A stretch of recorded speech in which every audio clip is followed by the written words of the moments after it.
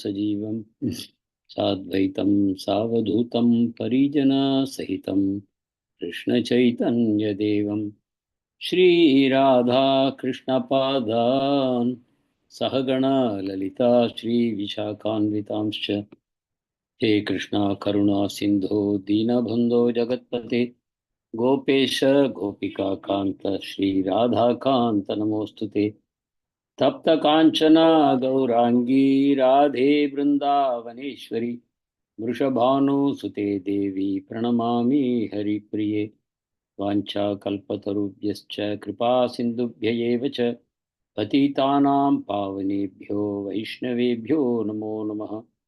नमो ओं विष्णुपादाय कृष्णपृष्ठाय भूतले श्रीमते भक्तिवेदांत स्वामिन्निति नामिने नमस्ते सारस्वते देवे गौरवाणी प्रचारिणे निर्विशेष शून्यवादी पाश्चात्य देशतारिणे जय श्री कृष्ण चैतन्य प्रभु नित्यानंद श्री अद्वैत गदाधर श्रीवासादि गौर भक्त वृंदा हरे Krishna Krishna Krishna Hare Hare Hare Ram Ram Ram Hare Hare Hare Krishna Krishna Krishna Hare Hare Hare Ram Ram Ram Hare Hare Hare Krishna Krishna Krishna Hare Hare Hare Ram Ram Ram Hare Hare.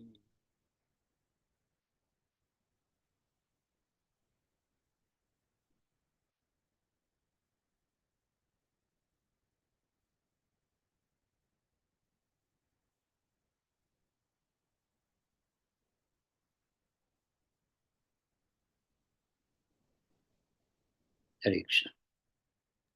Hare Krishna Prabhuji. Dandar pranams Prabhuji. So continuing from where we had left last time, Prabhupada is still in Africa, East Africa, and Nairobi, and he has initiated vigorous preaching movement among the blacks. Even though about 3 months prior to that, Brahmananda Swami, one of the surrendered disciples of Srila Prabhupada in the very early days, who took care of Prabhupada when he had his stroke and he was admitted in the hospital and all these things, that Brahmananda Swami had gone with one assistant to East Africa. He was doing preaching there. He was successful in preaching among the Indians because of the good Indian population there actually. Many Indians, especially from Gujarat and Punjab, they were there in East Africa in those days, in the 60s and 70s. So he was successful, but he had hesitation, reservation about preaching to the black people. But what happened, Prabhupada, when he came, he said, no, no, this is not in order. We have come to their continent and we should preach to them. This continent belongs to the black people, so we should preach to them and we should not have any hesitation. Number one. Number two, Krishna consciousness is for the souls, it is not for the body. So you don't discriminate on the basis of one's color or language or caste or race and other things. Everybody is a soul, and as a soul, they are servants of Lord Krishna. And all the souls by nature, Anandamayo Bhyasa. Every soul is looking for happiness, every soul is looking for joy. And only thing they don't know where it is available because they have fallen to the material world and they have forgotten. So when they fell down, they have taken different bodies. We have incarnated in 84 lakh species. At the very end, we get a human form of life. That's why human form is considered to be very, very special. In all other forms, you have no clue who you are, from where you have come, what is your goal, what is perfection of life. You don't know. You can't even question these things. But as a human, you are ready to question and seek answers to that. So it doesn't matter. This skin we have is only a dress. This body is only a dress. We have an inner dress. Underwear. What is that? That is our subtle body, mind, intelligence, false ego. And then this is a gross body, which is the external dress, inner wear, outer wear. But this dress is not the person. The person is the soul. And all the souls are simply part and parcels of the Supreme Lord. They are all his part and parcel. They are eternally his servants. And the Lord is eager to have them back. All of them are there, his children. So the more we facilitate these souls to remember and turn towards God and enter into a relationship with him, We are not only giving pleasure to the source, we are giving very, very special pleasure to the Supreme Lord Krishna. So when a pure devotee comes down into this world as a preacher, he is actually doing the service of Krishna, because Krishna will be happy every time a soul turns to him. Every time one person gives up all material attachments and becomes a pure devotee, that's a time for great celebration in the spiritual world. So that way, Srila Prabhupada is encouraging Brahmananda Swami Maharaj to preach to the Africans. Then these difficulties are expressed. One is that they have a different culture altogether. The black people, we don't understand. And there is segregation. The place where the black people live and the other people live, there is a segregation. And the black people are all very poor. They don't know English and they can't even buy the books. So many problems. Culturally different, economically different, educationally different. And they are not exposed to the Indian culture at all. How do we go and communicate to them? Okay. All these problems sound logical or not to you, audience? Please, devotees, can you say something? Brahmananda Swami's reservations, are they genuine or not? Do you think? No, no, no, doesn't matter. It is Prabhuji. Yes, Yeah, Prabhuji. Seems genuine, Prabhuji. it is genuine. How do you communicate to them? You cannot even communicate by sign language because the whole culture is different. What they will understand, what you will communicate, it's unknown. So, in that sense, what Brahmananda Swami expresses is very genuine. But Prabhupada is saying, no, you have come to their continent, you should preach to them. The black people must be your target. And even when Prabhupada entered into Mombasa and then to Nairobi, the reporters asked him, what are you going to do? Are you going to preach to Indians or to the black people? Prabhupada said, very much. We don't discriminate on the basis of the body. It's a universal thing. We have already covered many other continents. We are going to do the same thing here. And we are not going to have any special tactics for them. There is no need. The same philosophy, the same package, what I have been communicating to others and being successful, same thing I am going to do it here. Krishna consciousness, the essence is the same. What has come down in the parampara, I am not going to make changes to that. Only the end point changes. Whatever will help these people to access and understand the philosophy, only that I need to do. So Prabhupada is very clear. Prabhupada had no doubts. See, when all of you say that these are very genuine reservations, but Prabhupada was not seeing them as problems. Prabhupada was not seeing them as problems. And now we will see how Prabhupada opened it. We saw that, right? That Prabhupada said, open the doors wide. Earlier, they used to keep the doors closed and inside they would have kirtan. The regular Indian devotees would come, they would have kirtan, they would have prasadam, they would have class and all that. Now, Prabhupada said, keep the doors open. They all had reservations. The Indian devotees had reservations. Brahmana Maharaj had reservations. What will happen? Prabhupada said, no, keep the door open. And the doorway, that road is where all the Africans are passing. It's a very busy thoroughfare for Africans. So when the door was kept open and from inside Kirtan was coming, Africans have a natural flair for music and beats. We all know that. So they started streaming into the temple and then the temple filled up, packed. And Prabhupada came. Prabhupada did a small Kirtan also. And then there was a short lecture and prasadam, simple prasadam distribution. And the whole crowd was captivated. And Prabhupada simply opened the gates to Krishna consciousness in Africa in just this one temple program. Now they knew. Now the Western devotees knew what they have to do. What is a model they have to practice for the rest of Africa? This is what you have to do. And it is going to work. They are going to come in droves to experience this Krishna consciousness. So Prabhupada said, take money from the Indians. They are culturally awake. They are from the Indian background. They are devotees. You don't have to preach to them. You just take Lakshmi from them. They are busy with their businesses and other material ambitions. They may not take seriously to Krishna consciousness. But they have respect. They want to help. Take their money and recruit from the African people. Make brahmacharis in the temple. Train them and then send them out for recruiting more brahmacharis and to give the knowledge to the population. They cannot buy books, give them free. They need prasadam, you distribute abundant prasadam. Lakshmi you take from Indians. Preaching should be to the black people. And then, by and by, they found people who knew some English, American black people who were here. They were willing to do the interpretation, translation work. So lectures could be done and they could be explained. And because ultimately we are all souls, the message went into the heart of these people and they took it up.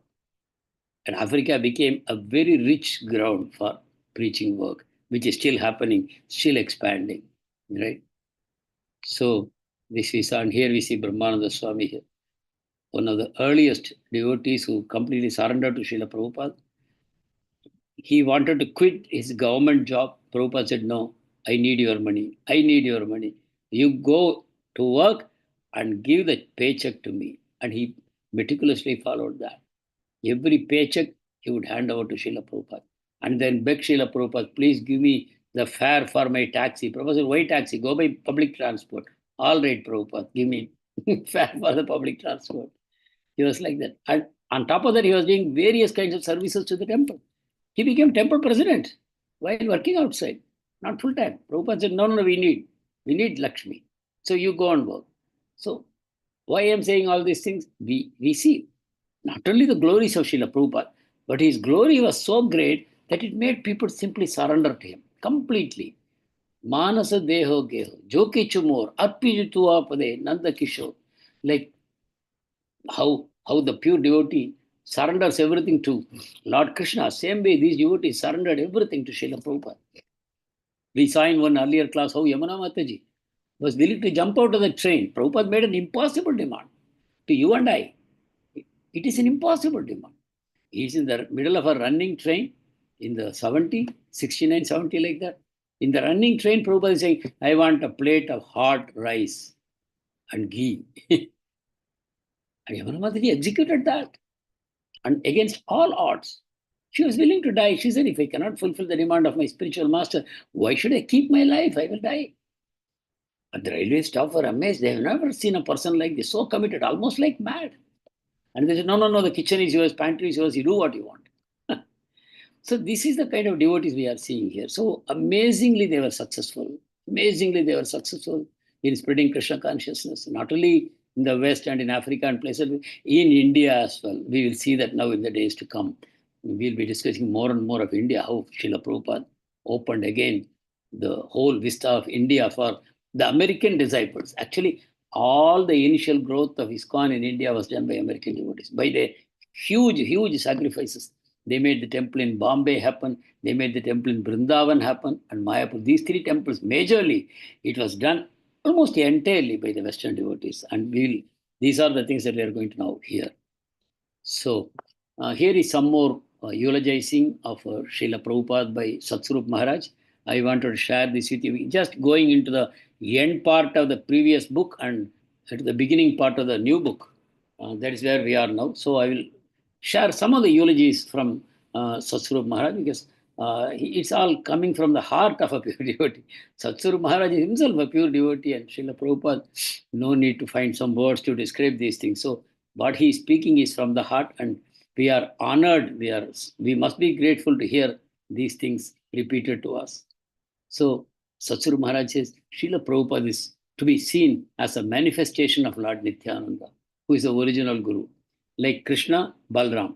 Krishna is Supreme Lord, Balram is also Supreme Lord, but he is Servitor Lord. Like, no, they are practically same. Practically same. The very first expansion of Krishna, wholly he is Krishna, Balramji, but his mood is of servant. He's called Sesha. Right? He becomes everything for Krishna. Whatever Krishna needs, whatever form Krishna takes, he's always there by him to serve him in so many different ways, right from the crown or Yajñopavita or the shoes or the seat or the bed, his ornaments, his garments, everything he becomes. So in every single mood, he serves the Lord. In Vatsya, Sakhya, Vatsalya, Madhurya, Dasya, Shanta, in every single rasa, he serves the Lord. So he is our leader, Balramji. How? He is showing us, Hare, adopt this mood. That's all. Don't aspire to be God. That is nonsense, foolish. That position is taken. He is permanently the Vishaya. He is the Supreme Lord. And he is the reservoir of all happiness. You just aspire to connect to him and experience all happiness. And how do you connect to him? through service. Prema Purva Seva. You serve him with love, and that way you open the doors for the joy to flow to you. So this is the way. So Balramji is the Adi Guru, the original Guru. And same Balramji has appeared as Nityananda Prabhu. And the same Lord Krishna has appeared as Chaitanya Mahaprabhu. So they are both God, but one is Master God, next one is Servitor God. So that way we see and Prabhupada as a representative of Nityananda Prabhu, as a manifestation of Lord Nityananda. So he's Sakshad Haritvena Samasta Shastra. No wonder we call a pure devotee as equal to God. Equal to God. See, amazing. We don't say God, but he say equal to God. What is the difference? There is a difference. Devotees understand. Others may not understand. Prabhupada has given us that particular blessing so that we can understand the difference. Equal to God, not God. When somebody prays to God, right? I want a son like you. What happens? The Lord says, oh, you want a son like me? I cannot find anyone like me. So I have to become your child. I only should become it. So whenever there is a prayer like that, oh Lord, I want a child like you. Then the Lord says, all right, then I will take birth as your child. Because I cannot find a substitute. So that way, God is God, but spiritual master or the representative of God is equal to God. Sakshad Haritvena Samasta Shastra. Every scripture declares that the spiritual master is equal to God and he should be respected like God. So these are amazing things. Extremely we are fortunate because this is the thin line between impersonalism and personalism.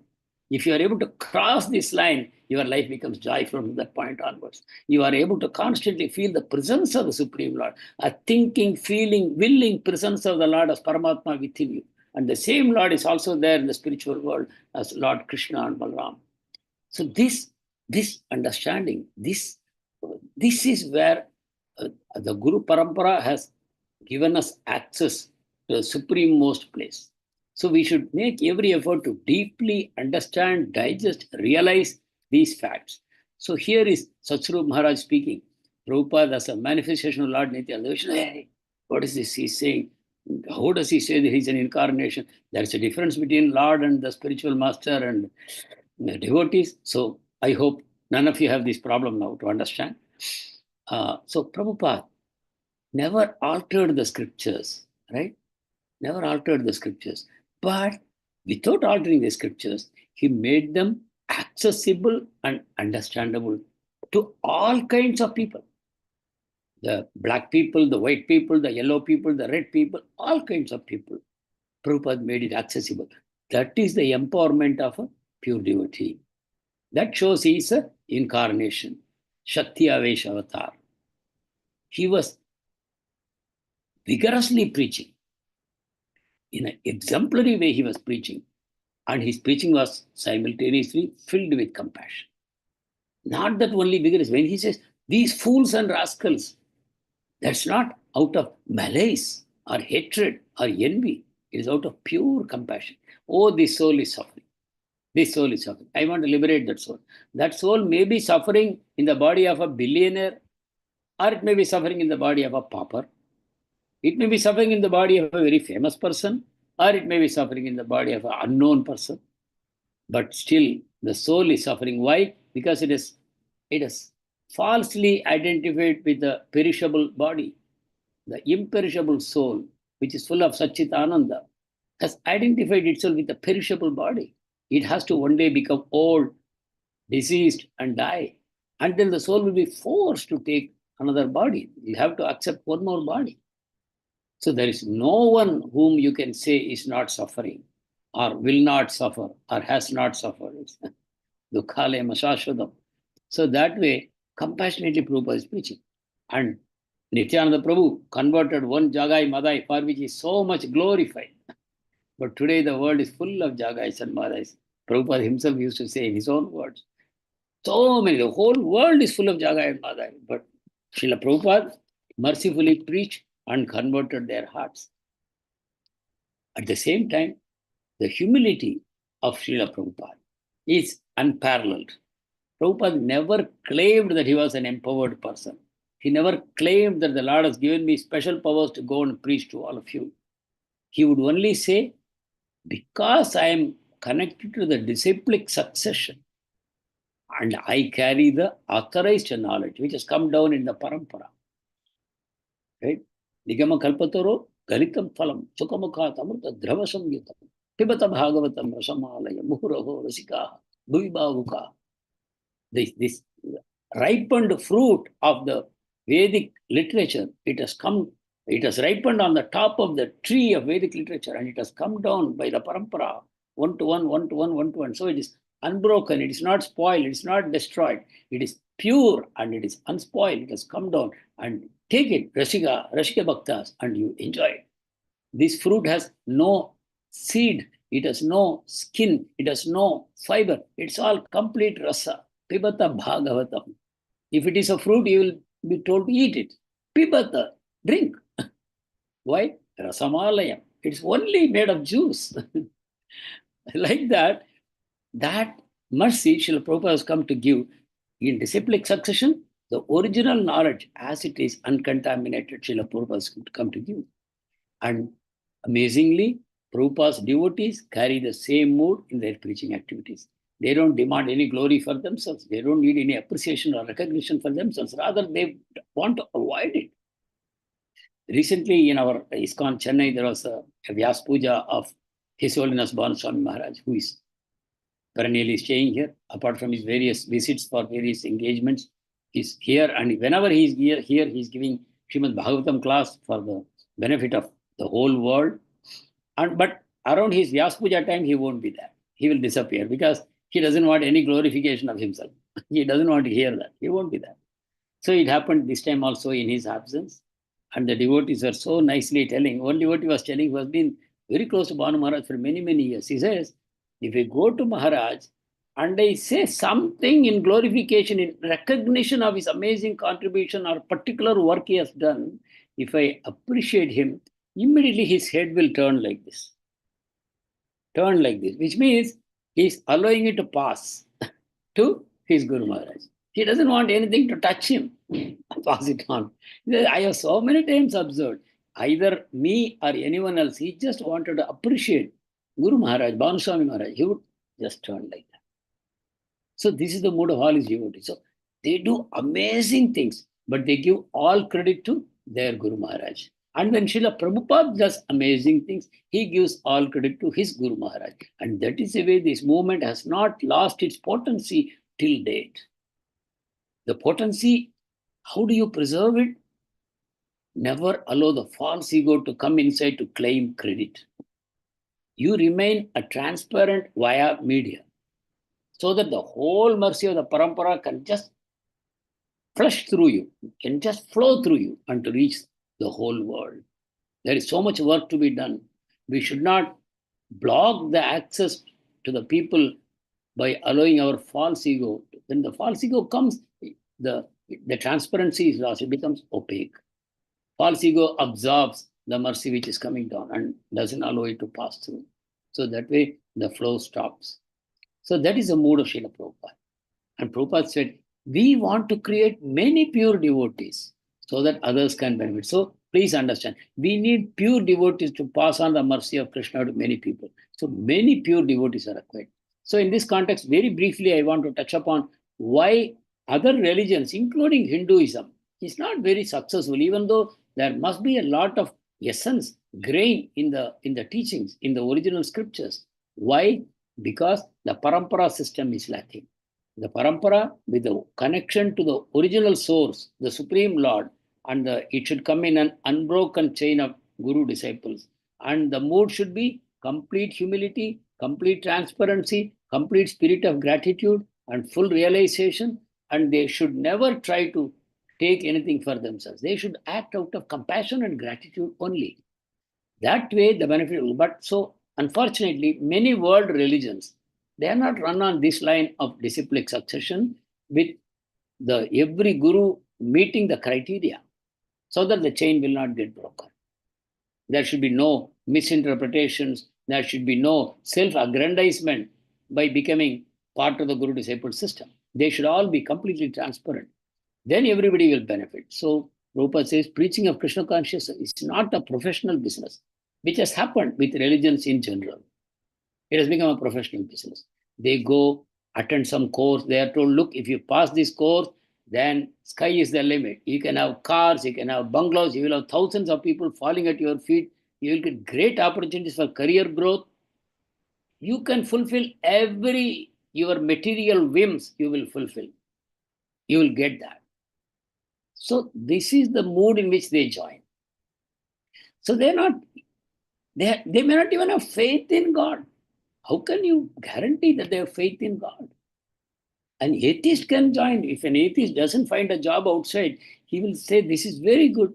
I have to act like a devotee. I have to act as though I believe everything. So, see, very quickly, the place gets filled up by mercenary people with well-dressed as devotee people. And they are ready to cheat. And people are ready to get cheated. And the whole movement is destroyed. The original essence gets lost. So, preaching of Krishna consciousness is not professional business. It is not like the Bhagavata Saptah, which is organized by so-called professional devotees. They may not believe the scripture. They are only interested to present it in a way to attract the audience so that they will get a huge purse at the end of the 7 days program. In fact, some of them, they say, my payment should come first. Otherwise, I will stop in the middle and go. After the 2 days, I may stop my saptah and go. This kind of, so professional, it's not a professional business. So this is the weakness of other religions. We should not say that the original prophet is wrong, or we don't know. Because we know from our scriptures that the Lord sends, either he discerns himself or sends his representatives everywhere, to the whole world. Even in the other species, subhuman species, the Lord incarnates to turn all the souls to him. How he works, we don't know. But he works in every species. So, what we need to change the hearts of people, pure devotees are needed. So, Srila Prabhupada did not even claim to be a pure devotee. Only he would say, I am a servant of a pure devotee. So, you see, it's not difficult for us to assume that mood. No? We are not pure devotees, but we can say we are servants of a pure devotee. It is coming in the parampara. Srila Prabhupada and our spiritual master, they are pure devotees. And we are assisting him to become a servant. Good enough for the purpose, for preaching purpose. You don't have to become a pure devotee. In the sense, you don't have to claim to be a pure devotee. You can always try to be a pure Vaidhi Sadhana Bhakta. Vaidhi Sadhana Bhakta, you can be pure. Anya Abhilashita Shunyam Jnana Karma Dhyanavritam Anukuliyana Krishna Rushinadam Bhakti Uttama.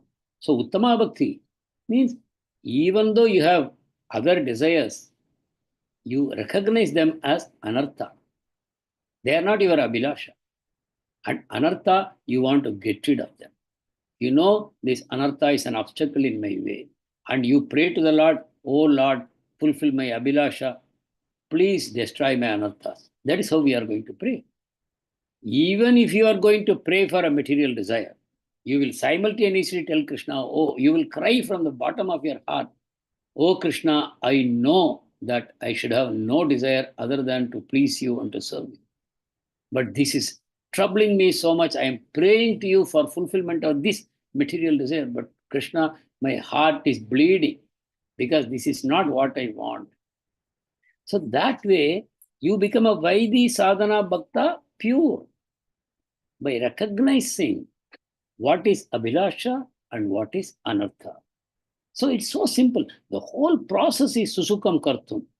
The whole devotional process, so pleasurable to perform because you recognize this fact that I can become a pure sadhana bhakta just by following in the footsteps of Srila Prabhupada. So what is Prabhupada's message to us who are trying to be pure sadhana bhaktas? Become pure by following the regulative principles. Regularly chant, attentively chant, ideally in the Brahma Muhurta, right? 3 to 5, super. If you can chant that attentively, it's more easy to chant attentively at that time. Regular chanting, avoiding sinful life. Only in this way, devotee can have effect on others. So even though you are not completely pure, like a pure devotee, but avoid sinful life, chant attentively, follow regulative principles, good enough. You are ready to preach, right? So after spending 5 weeks in Africa, Srila Prabhupada is ready to travel to India, right? So this is what now we are going to see. Prabhupada coming to India. So Prabhupada has already made a strong beginning in India. What he has done? He has placed devotees in strategic locations. There are devotees in Mumbai, Bombay. There are devotees in Calcutta. There are devotees in Delhi. There are devotees in Vrindavan and a few other places, like even in Gorakhpur, places like that. There are devotees who have been initiated by Srila Prabhupada and they are carrying out his mission in these places. So this is one thing. Even though temples may not be there everywhere, but devotees have been planted. And Indians were beginning to recognize ISKCON. They were beginning to recognize. They are able to appreciate the festivals of ISKCON and their kirtans, their prasadam. You remember the Pandal programs, how successful they were. People were noticing these pure devotees. They are singing, they are dancing, they are wearing the Vaishnava dress. They are leading simple lives. They are leading pure lives. So everyone is getting attracted to ISKCON. Right? So the Indians are beginning to recognize life members. You remember life member scheme Srila Prabhupada started 1,111 rupees. Many life members have joined and they are willing to give services to ISKCON. So if they want to set up a temple, these life members are coming forward to serve. And their life members are also getting benefited. How? They are receiving the books of Srila Prabhupada, they are reading them, they are becoming invigorated in their spiritual practices, and they are supporting the establishment of new centers of ISKCON. So life members are becoming one more dimension in the expanding movement. Grihasthas. Grihasthas are becoming strong supports for this ISKCON movement. So one side there are full-time brahmacharis who have dedicated their lives to the movement, and on the other side, life members, grihasthas are also being enrolled. They are well-off people, rich people, influential people, role models. They are becoming part of ISKCON. So, and this is only a beginning. Now there is a foothold in India, and that is a good one. But it's not enough. There is much more work that remains. So what? This is the contribution of a pure devotee when he comes down. What does he do? He does amazing services to the Supreme Lord. He establishes a mission. He shows the way for the future. And then he leaves unlimited service opportunities to the people who will follow him. Generation after generation after generation of souls who will come. They will need service opportunities. And here is a service opportunity. Prithviteyachiyadi nagaradi gram sarvatra prachara hoidimoranam. So Chaitanya Mahaprabhu has laid down. The whole world should be inundated with Krishna Bhakti. Every town, every village, every person should become a devotee of Krishna. So that is the work. So Srila Prabhupada has contributed everything besides leaving in unlimited scope for services, various services. Everyone can contribute whatever they feel they are good at. Somebody can do book distribution, somebody can maintain a temple, somebody can go and bring financial contributions, somebody can cook for Krishna, somebody can do arti for Krishna, somebody can dress up for Krishna, somebody can make dresses, ornaments. Unlimited service opportunities. People can conduct classes at home, people can go out in the neighboring villages and preach, convert whole villages into devotion. The scope is unlimited, really. And that is, again, a service of the spiritual master. So in one sense, he says, Sasru Maharaj, the mission was always complete and perfect. Even when Prabhupada was struggling without any success, even that time it was complete and perfect. Why? Because Prabhupada remained fixed in the orders of his Guru and Krishna. So what is your perfection? The perfection of the soul is to remain fixed up in the orders of Guru and Krishna. The external manifestation of success is not important. We all know if Krishna wants to do something, fatafat, it is done. So Krishna has given me a service opportunity. Let me use it to the hilt. I should not demand Krishna, Krishna, I've done so much work, I want to see results. No. Karmanyevadhikaraste, maphaleshu. You are not going to ask for results. The more you are going to focus on results, the more you are going to become either depressed or you are going to become proud.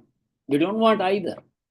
So don't become focused on the result. You know fully well the whole creation is Krishna. It is all Krishna. What Krishna wants will always happen. So we have been given this opportunity. Nimitta matram bhava savyasach. Be an instrument in my hands. So that way, following in the footsteps of Srila Prabhupada and his amazing disciples, let us also become instruments in the mission. That's the message we take from here. So only thing, it was always complete and perfect, but the success was not manifest. Now it is becoming manifest. That's all. Success was always there. It was not manifest. Now it is manifest. So as Krishna desired, now Prabhupada is able to send devotees wherever they are needed, all over the world. Books he is able to send. His message is, Krishna's message is spreading everywhere. Every town and village, Prabhupada is simply sending everything. So sitting in one place, Prabhupada is able to supervise and oversee the work happening throughout the globe. Throughout the globe. It's amazing. And there is an introduction to this new book. Now we are starting a new book. And from the introduction, I just wanted to give some excerpts because I liked it so much. So I wanted to put it here. This is a quote which is there in Prabhupada's Srimad Bhagavatam purport. What does it say? In Vrindavan, there is a place where there was no temple, but a devotee desired, let there be a temple and seva, devotional service. So why there should be temple? So that there can be seva, there can be devotional service. So it's all, the whole purpose is to create service opportunities for devotees. Because the moment someone becomes a devotee, they start hankering for service. That is a sign of a devotee. He wants to serve, servant of servant, right? Jiver Swarup hoy, Krishna Nitya Das. Or Dasanu Das. That is the mood of a devotee. So devotee, pure devotee is desiring, oh, I want that there should be a temple and there should be seva opportunities so that so many devotees can come together and harmoniously, in a very united way, cooperatingly, they can serve the Supreme Lord and be satisfied. Therefore, what was once an empty corner has now become a place of pilgrimage. Right? This is the ISKCON temple in Vrindavan, Radha Shyamsundar temple, what they call Hare Krishna temple in Vrindavan, Radha Shyamsundar, in a place called Raman Reti. There was nothing there, but that place was offered to Prabhupada. We will see in the coming weeks. So this we are going to see how it develops. But apart from that Prabhupada has come to India, not that he is now going to focus only on India. It is never the case. Even though we can say that during this phase, the focus was on India, but simultaneously, Prabhupada was working on globally, right? Extensively, he was traveling. He was overseeing the rapid expansion of ISKCON. And the disciples of Srila Prabhupada, who had come to India with him, some 40, 50 devotees, Prabhupada has introduced them to the Indian food habits, right? In the West, they already know how to make chapatis, how to make sabjis, and various kinds of sweet meats, everything they have been already taught. So they know about cooking Indian food and about eating Indian food. Dress, Prabhupada has already given, no compromise, right? Indian dress, Prabhupada has already given to them, Vaishnava dress. And Vaishnava devotion, they have learned how. But now he is going to teach them how to live in India. Because now ISKCON has to spread in India, and Prabhupada has only Western disciples. He has only Western disciples who are surrendered disciples, but the field is now India. So he has to spread the mission in India, right? So that's what's going to happen. So in this volume, this new book we have opened today, we'll be seeing the struggles of these devotees while the Guru is teaching them how to live in India and how to do business in India. The moment a business, don't think some iron and steel factories, they are going to start car manufacturing or toilet soap manufacturing. Not like that. Their business is only to distribute books and distribute Krishna consciousness to people and to make temples of Krishna, right? That is a business. But they have to build temples. They have to make devotees. They have to distribute books. So to do all this is business. This is our family business, ISKCON's family business. They have to build temples in India while being among Indians. So they have to learn this, and Prabhupada is teaching them. Events are moving fast. Prabhupada needs, suddenly one temple is opened, and Prabhupada says, XYZ, you are the temple president, you are the temple commander, you are the person who is in charge of the treasury, you are the person who will go out and make life members. Top positions, they are manned by new people. Prabhupada is just thrusting them to a leadership position. There is not enough preparation. There is not time for preparation because Prabhupada stays for a few days and moves on. 2 days, 3 days in a place and then he's off. And when he will come back to that place, God only knows. No one knows. So Prabhupada is forced to push people into leadership positions. Young people, 18, 19, 20, 21, 22, Westerners, bred in the West, know only Western habits, not even fully educated because even while their education, they stop to become hippies. Such people, they have no administrative experience anywhere. And they are now in India and occupying leadership position. You can imagine. Prabhupada is ready to take the challenge. There could be failures. Prabhupada is ready. Prabhupada is creating such a huge mission, a global, pan-globe mission he's creating. He's taking such big risks. An ordinary businessman cannot take that risk. He will faint if he thinks when he goes to bed in the night, he has taken risks in so many places around the world. He doesn't know these people well and he's put them in senior positions. Okay, do you think the businessman can sleep? But here is Prabhupada, moving from place to place, few days in one place, then another place, another place, another place, another place, like that. We remember in Sydney, Srila Prabhupada, after establishing the Radha Gopinath deities, which he brought with him from India, he established in the temple. There were no trained devotees, no trained pujaris were in the temple. Whoever was there were very raw, very new. All that they knew was Nagar Sankirtan, nothing else. Book distribution, Nagar Sankirtan. They did not know cooking, they did not know how to dress up, how to make garlands, how to make ornaments, how to perform the entire daily routine of artis and offerings. They did not know. Prabhupada prayed to the Lord, saying, "Oh Lord," he prayed loudly so that others could hear. "Oh Lord, I am leaving you in the hands of these Mlechas and Yavanas. They have no training. They don't know anything. But you train them and you accept services from these people. You train them up into nice devotees and you accept. I cannot do more than this." Prabhupada surrendered to Krishna. I cannot do more. I am leaving now. And Prabhupada turned and left Sydney. So these are the things. Prabhupada is taking all the time risks, which no ordinary businessman would take. But Prabhupada was taking these risks for Krishna. Right? And what these people have to do, these Western devotees who are barely 19, 20, 21, 22, like that, they have to negotiate land deals with crafty sellers, the landowners, the brokers. You remember, you know how it is. And places like Mayapur, there are Muslims who are the owners of these lands. And these Westerners have to go and negotiate.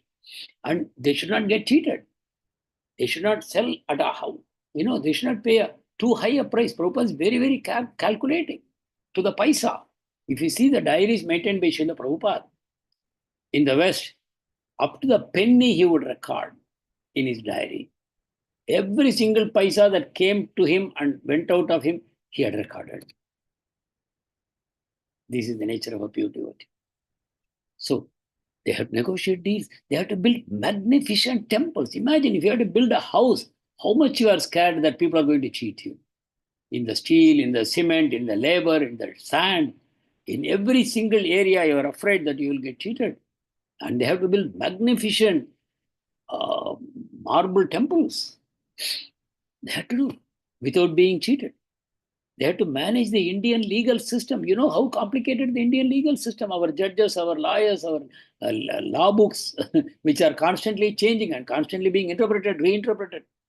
In that situation, they have to work because to manage, administer a temple and to acquire land and all these things, you have to know the laws.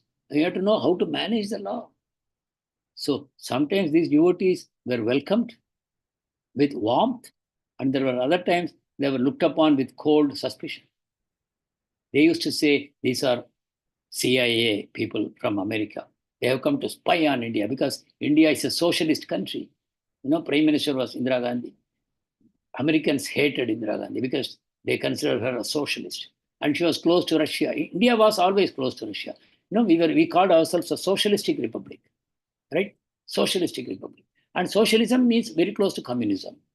So India was close to Russia. So they did not trust Srila Prabhupada or his disciples. They were all white-skinned people. They suspected them all the way. And apart from that, they had to face the jealousy of the Goswamis, caste Goswamis.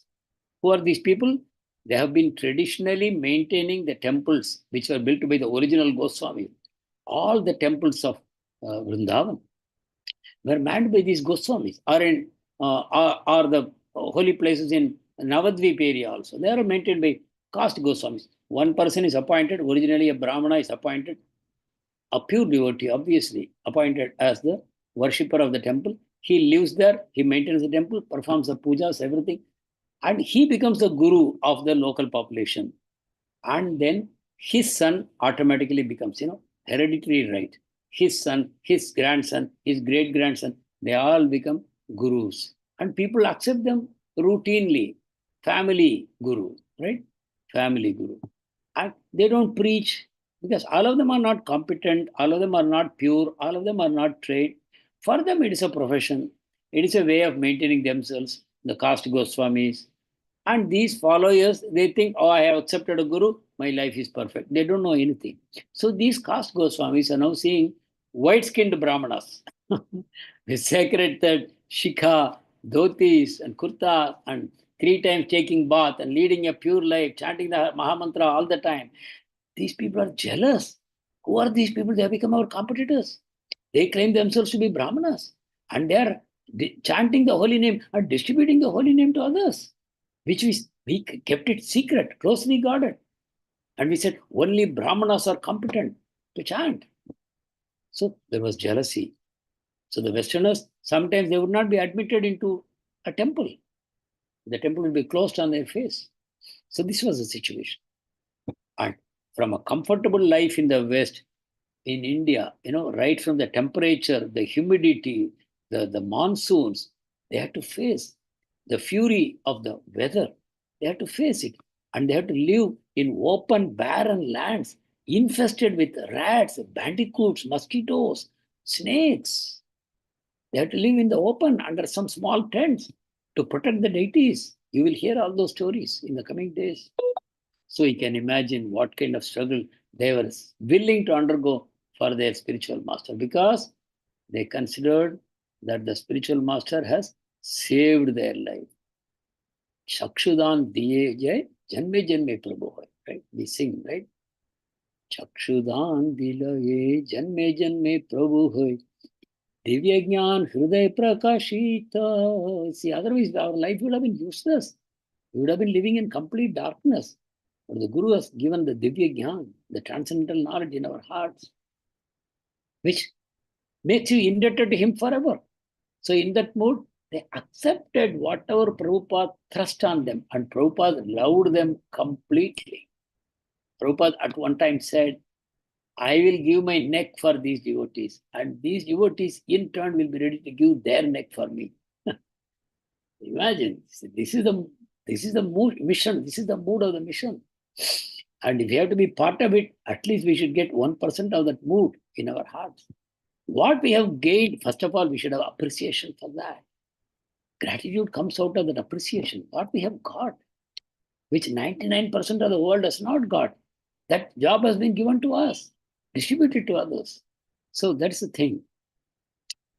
And despite all these problems, they were chanting, they were ready to fight and also remain as diplomatic as possible, because they are white-skinned people and India is a socialist country. Anytime they can be thrown into prison, or they can be excommunicated, thrown out, sent back to their respective countries, right? All these risks, so they have to play very carefully also, right? So the preface has been written by a professor in America, and he says very beautifully that this is the human story of a Vaishnava guru as seen in the eye of his disciples.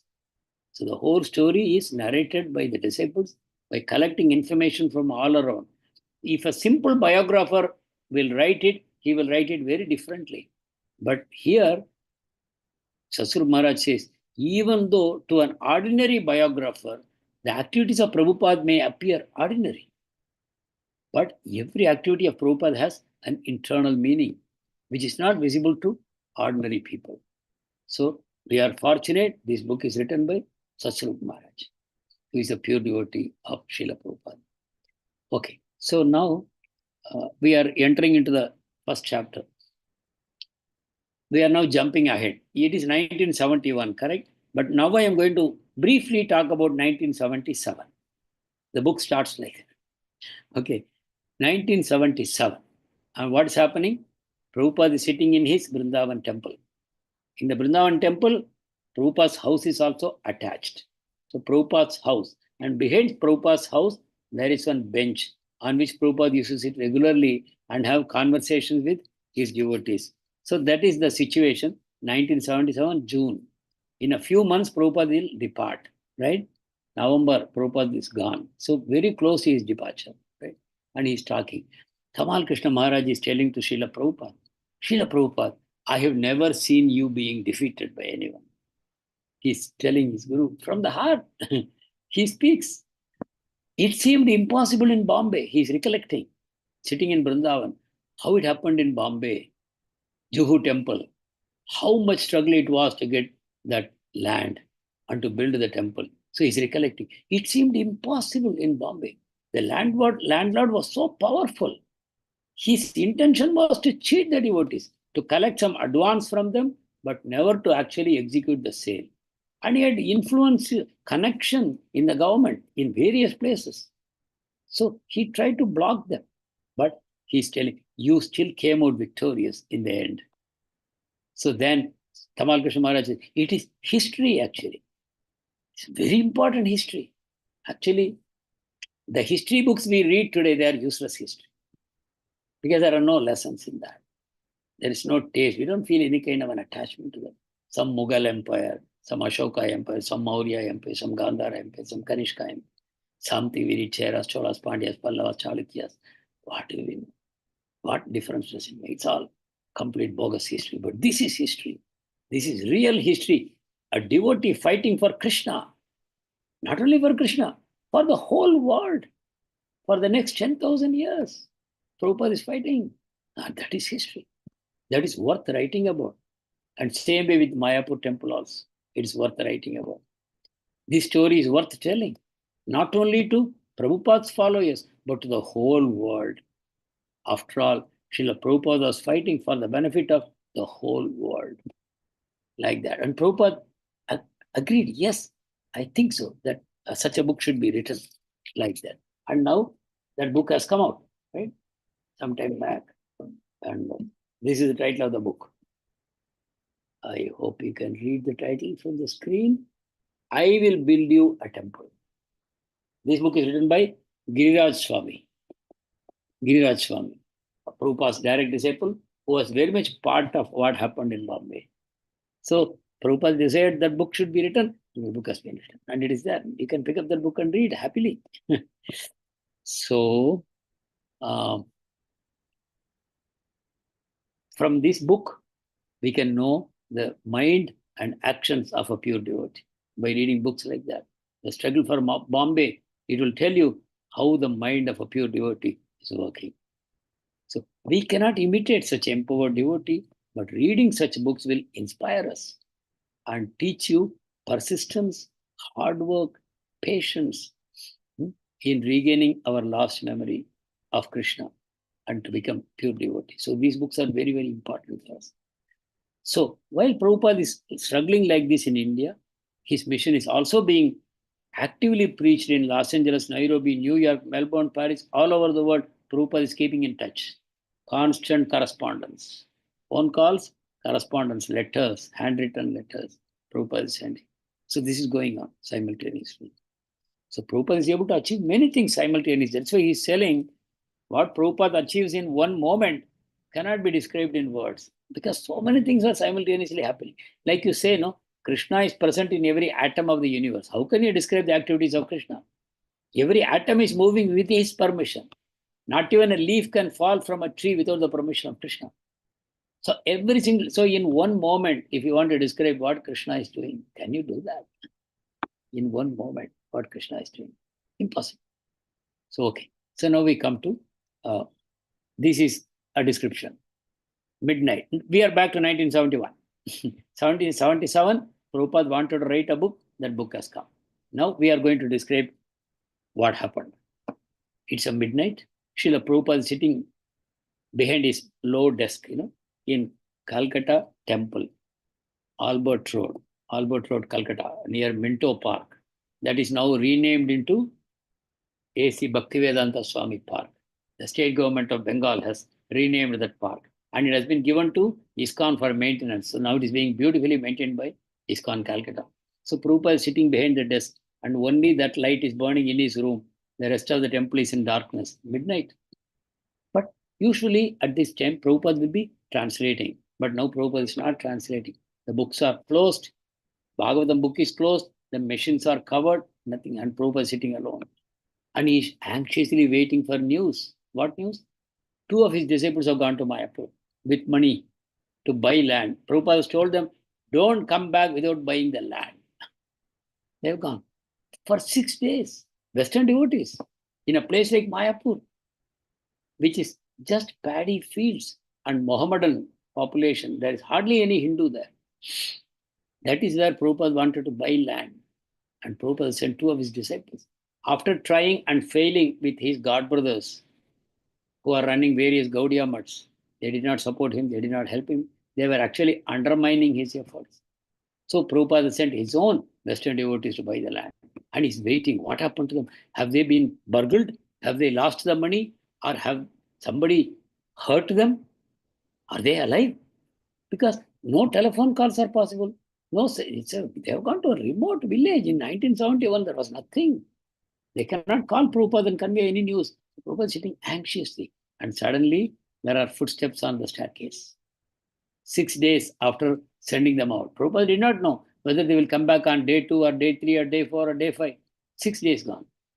Now there is footsteps. And the door opens and Tamal Krishna enters and he places a set of documents in the hands of Srila Prabhupada. And he says, the land is yours. Which land? The land on which today's Mayapur temple stands, that land. The land is yours. So Tamal Krishna Goswami purely executed the order of his Guru Maharaj, don't come back without buying the land. And he has now come back. He has already bought the land. Srila Prabhupada leaned back on his pillow and sighed, all right, now you can take rest. For 6 days, they have not taken rest. So Srila Prabhupada knows. They know the Guru and disciple, the pure Guru and pure disciple know each other's hearts. Prabhupada says, now you can take rest. And Prabhupada is also now going to take rest. So now the land is there. Now cornerstone laying. So Prabhupada wanted that Prime Minister of India should come for laying the cornerstone, right? He knew the Indian High Commissioner in UK, right? When Prabhupada was in London. So he's trying to use his good offices to invite the Prime Minister of India to come for foundation laying. Prabhupada wants to do everything big because then only publicity will come. The whole press in India and abroad will cover that Prime Minister of India came for cornerstone laying of Mayapur temple. Like that, Prabhupada is thinking. And Prabhupada already started making plans. Now only land, some paddy field has been purchased, that's all. And Prabhupada is now making plans for Mayapur building. Even though some of his disciples were qualified architects, still Prabhupada himself took the task of designing what it should be like. Because his heart, others could not fathom what exactly Prabhupada wants. Now Prabhupada is describing. And Prabhupada started describing. His devotees' jaws dropped. What our Guru is speaking. We don't know. Disbelief.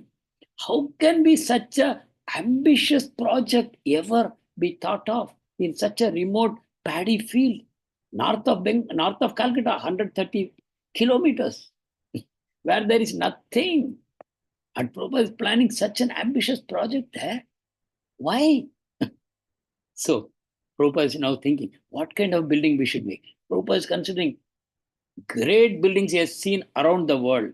St. Peter's Cathedral in Moscow and Capitol Building in Washington or St. Paul's Cathedral in London. Big, big buildings. Prabhupada is thinking. And he says, our temple should be bigger than all this. Prabhupada concludes, our temple should be bigger than all this. So one morning, Prabhupada announced, our main temple should be at least 300 feet high. That is the height of the temple Prabhupada wants, 300 feet high.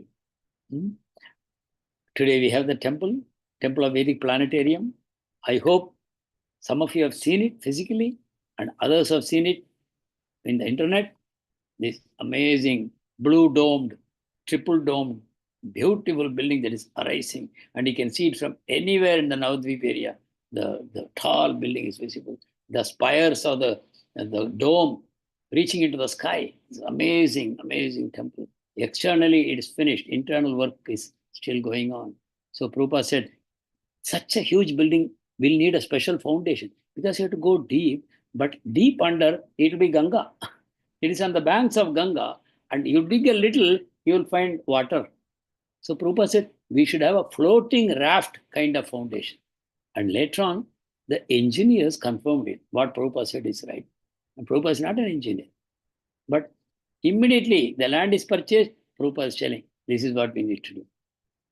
And Prabhupada said, we need to have a large guest house. This will be the last slide. I will wind up with this for today. We should have a large guest house running east to west so that sunlight will come east to west and it will not trouble the people inside the rooms, right? It will go from the corridor is east to west and the rooms are north-south. So Prabhupada planned like that. 4-story high, large guest house with furnished rooms, spacious, well-ventilated, electric fans, lights, modern toilets, and showers. Prabhupada has planned everything for his devotees. First priority, not the temple. First priority, guest house. For the Western devotees who will come and do various kinds of services. Prabhupada is always thinking, you have sacrificed so much for me.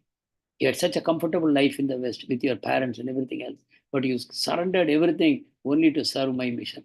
I feel really bad that I'm not able to give you the necessary facilities. Now I will do that. We have got land. Now we will make a beautiful guest house for all my Western devotees to stay.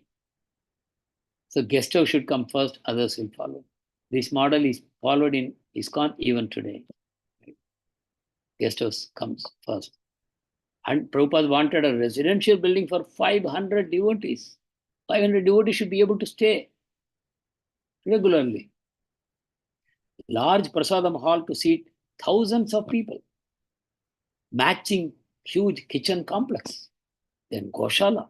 Goshala means we need pasturing grounds for the cows. Not that we will keep them put together in one place and just throw some dry grass to them. No, they should grass in the open. So we need pasturing grounds. Prabhupada is planning. In due course, we'll have parks, flower gardens, trees and shrubs and fountains and walkways and arbors. Prabhupada is describing a huge plan for a city of 50,000 people. Prabhupada, a pauper who went to America, even though he's not having much, but he's planning for a city of 50,000 people, a spiritual city. That is what is the plan for Mayapur that Prabhupada has made. Already, much of it has been realized, right? It will happen, continue to happen. It's continuing to happen.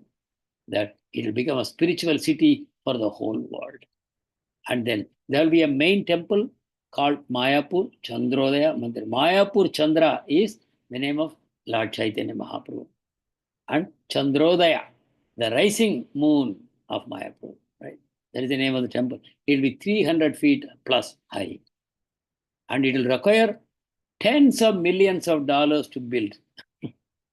From 40 rupees with which he went to America. Now he's planning tens of millions of dollars investment on one temple in Mayapur. The architects and devotees, they were all amazed. And the plan of Srila Prabhupada was grander than the Capitol building of United States or St. Peter's Cathedral of Russia. The central dome, Prabhupada said, the temple of Vedic Planetarium, there will be the three-dimensional model of the universe. The 14 planetary systems plus the spiritual world. So not only the universe up to Brahmaloka and beyond up to Goloka Vrindavan will be depicted in one chandelier kind of a structure hanging from the high ceiling of the dome. Okay, this is now being done. This is now going. Okay, so Prabhupada declared Mayapur will be the world headquarters of ISKCON. Paddy field. At that moment, it is only a paddy field, nothing else. Miles and miles you will see paddy field. And the roads, there is no road that exists. From Calcutta to go to Mayapur, no road exists. It may take maybe a whole day to travel. And if you go to Mayapur, there is no place to stay. Where you will sleep, where you will bathe, where you will wash, nothing is there. Only rats and bandicoots and snakes. But Prabhupada is saying that is going to be world headquarters. And he will explain why. Right? That we will hear next week. Thank you very much. And with this, we come to the conclusion of today's session. If you have any comments or questions, you can make that. Thank you. Hare Krishna. Hare Krishna, Prabhuji, Hare Dandavat Krishna. pranams. Yamuna Mataji's anxiety to serve Prabhupada in the train is very much inspiring, Prabhuji.